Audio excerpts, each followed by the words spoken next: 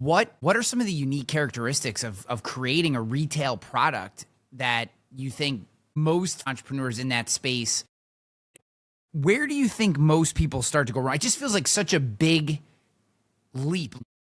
Coming up with an idea for a tech product or an app and getting it out into the market, it makes a lot of sense to me. But with a retail product, it seems so overwhelming. The two biggest things in this industry is distribution and marketing.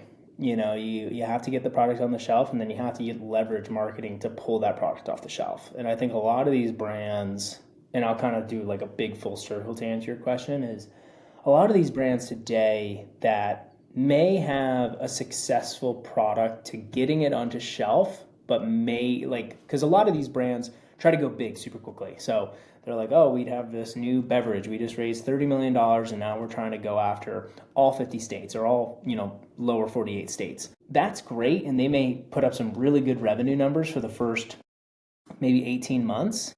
But the big thing is just getting product onto shelf doesn't mean anything when things actually come in and like, oh wow, that brand's actually doing well, is when they start to get repeat orders and their velocities are going up. And velocities, I mean purchasing points of purchase per store. So like if your velocities are, 2, 3, 4 cases per store, okay, now you're doing well. But if you just try to cast a really wide net and try to leverage your points of distribution without leveraging your velocity, then your company's going to implode in a matter of no time. And we just kind of saw that over the past couple of years.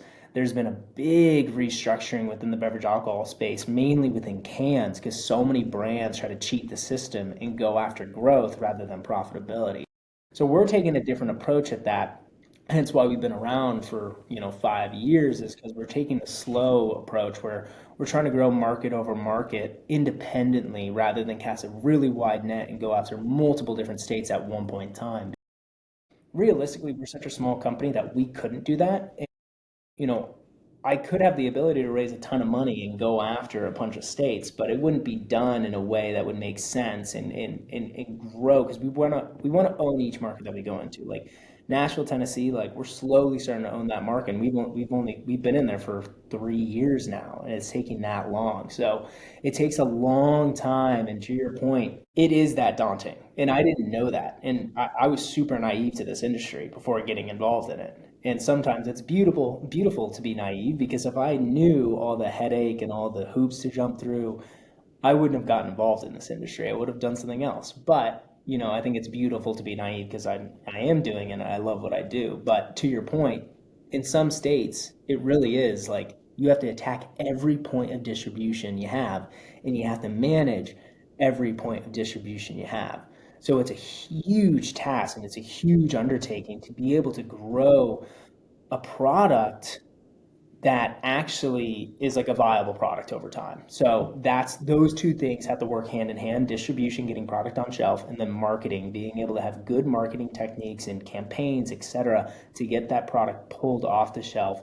Because then people are going to come back for more. I mean, that's the biggest thing, is like if your product tastes good enough, if you get them to buy it the first time from a campaign or great shelf placement or whatever that is, they'll keep coming back. But the thing you have to worry about is the other products that are coming to market, because it's a fickle industry. Some people will be like, "Oh yeah, I love that high product, but did you see Surfside just came out and they have a new thing? Let's go try that." And then it's always Yeah. working.